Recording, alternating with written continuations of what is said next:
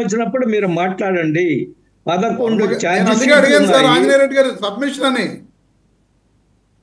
Please allow me to complete my point of view. Then you can come when your turn comes, you can speak. Please. మనం ఒక సంస్కారవంతంగా సభ్యతగా మనం చర్చ చేస్తున్నాం. నేనేమంటున్నా అంటే రమేష్ గారికి చాలు ఆపియండి, చాలు వెయిట్ ఇచ్చారు కదా అవకాశం. సార్ వర్మ గారు 11 ఛార్జ్ షీట్లు ఉన్న నాయకుడు, 18 ఏళ్ళు జైలు శిక్ష అనుభవించిన ఆయన ఈ రాష్ట్ర ముఖ్యమంత్రిగా 5 సంవత్సరాలు ఏలారు, పరిపాలించారు. ఏం జరిగిందో మనం చూసాం. కాబట్టి ఆయన అడారి, ఆయన విశాఖ డైరీ చైర్మన్, ఆయన మీద ఆరోపణలు ఉండొచ్చు. అవి ఎంతవరకు నిజమో ఏందో పార్టీ లోతుగా ఆలోచిస్తుంది. ఆలోచించిన తర్వాత నిర్ణయం తీసుకుని ఉంటారు. ఈరోజు మా పార్టీ నాయకత్వం, రాష్ట్ర నాయకత్వము ఒక నీతి నిజాయితీగా ప్రజల కోసం పనిచేస్తున్న నాయకత్వము ఏ నిర్ణయం తీసుకున్నా ఆంధ్రప్రదేశ్ ప్రజల ప్రయోజనాలు, భారతీయ జనతా పార్టీ ప్రయోజనాలు నిర్ణయం తీసుకుంటుంది. ఒకటి. రెండోది, మీరు పెద్దిరెడ్డి రామచంద్రారెడ్డి గారి విషయం వచ్చారు. అయ్యా, ఆయన చిత్తూరు జిల్లాలో ఆయన గురించి తెలియని వాళ్ళు ఎవరండి? ఆయన చేసిన దౌర్జన్యాలు తెలియని వాళ్ళు ఎవరండి?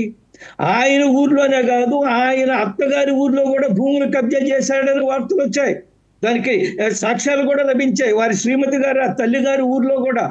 కాబట్టి 100,000 ఇప్పుడు ఈ రోజు బయటకు వచ్చింది.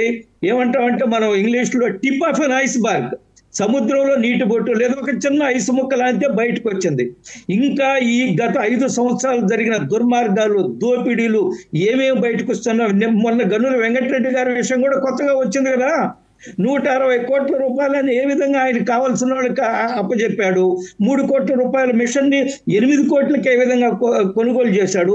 కాబట్టి ఇవన్నీ బయటకు వస్తున్నాయి. ఇవన్నీ బయటకు వస్తున్న సందర్భంలో పెద్దిరెడ్డి రామచంద్రారెడ్డి గారు సవాల్ చేయొచ్చు. అవన్నీ కూడా మేకపోతు గాంభీర్యం.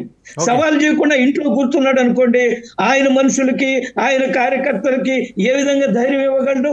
ఒక్కరు కూడా రారు. ఆయన సవాల్ చేయకుండా ఇంట్లో కూర్చున్నారు అని చెప్పారు అనుకోండి, ఆయన దగ్గరికి ఒక్కరు కూడా రాదు. నేనేమంటున్నా అంటే, లెటస్ సి ఆయన చేసిన దౌర్జన్యాలు. ఒక ఆయన రామచంద్ర యాదవ్ అని ఆయన ఒక పార్టీ పెట్టుకుంటే ఎంత దుర్మార్గంగా చేశారు. పార్టీ పెట్టక ముందు ఆయన ఇంటి మీద దాడి చేశారు. ఆయన ప్రాణాలను చంపేయడానికి ప్రయత్నం చేశారు. ఆయన ఇంట్లో ఉండే మొత్తం ధ్వంసం చేశారు. పార్టీ పెట్టుకున్న తర్వాత ఎన్నికల ప్రచారంలో ఆయన మీద దాడి చేశారు. దాడి చేసి ఆయన పోలీస్ స్టేషన్కి రక్షణకు పోతే పోలీస్ స్టేషన్ లోనే దాడి చేశారు. ఇవన్నీ కూడా చరిత్ర, మనకి ఇవన్నీ రికార్డెడ్. మనం బయటకు వచ్చి సవాళ్లు విసురుతున్నాను, నేను ఏమైనా చేసుకుంటే ఏమేం ప్రజలు నమ్మరు. ఇవన్నీ మేకపోత గాంభీర్యాలు. కాబట్టి ఈ రోజు ఒక్కొక్కటి బయటకు వస్తుంది. వీటన్నిటిని ఎదుర్కోవాలి వైసీపీ పార్టీ.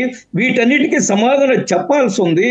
ఆయన ఈ రోజు చాలా స్పష్టంగా సాక్ష్యాలతో సహా దొరికిపోయాడు.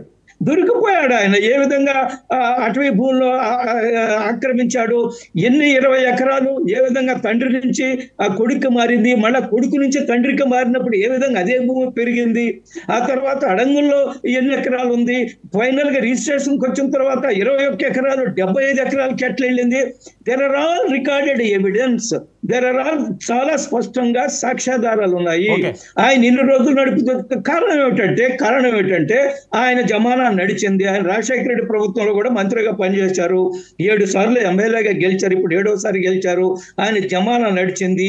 ఏ రికార్డులైనా తారుమారు చేయగలరు, ఎవరినైనా బెదిరించగలరు, అవసరం వస్తే సబ్ కలెక్టర్ ఆఫీస్ తగలబెట్టగలరు. కాబట్టి నడిచింది. కానీ ఇంకా నడవు. అవన్నీ కూడా ప్రజలు చూస్తున్నారు. ఈనాటి కూటమి ప్రభుత్వము అన్ని విషయాలను చాలా లోతుగా పరిశీలిస్తుంది. హేస్టీ డెసిషన్స్ తీసుకోరండి. హేస్ట్ డెసిషన్స్ తీసుకోరు. ఇంగ్లీష్ లో సామెత ఉంది, decision in haste and repent in leisure. తొందరపడి నిర్ణయాలు తీసుకోవడము, లీజర్ గా పశ్చాత్తాపం అట్లుండదు. ప్రతి ఒక్కటి వాటర్ టైట్ కేసు తయారు చేస్తుంది కూటమి ప్రభుత్వము. ఇక్కడ అనుభవం గల ముఖ్యమంత్రి ఉన్నారు, నీతి నిజాయితీతో ప్రజల కోసం పనిచేసే ఉప ముఖ్యమంత్రి ఉన్నారు, శక్తి సామర్థ్యం గల కేబినెట్ మీటింగ్ ఉంది.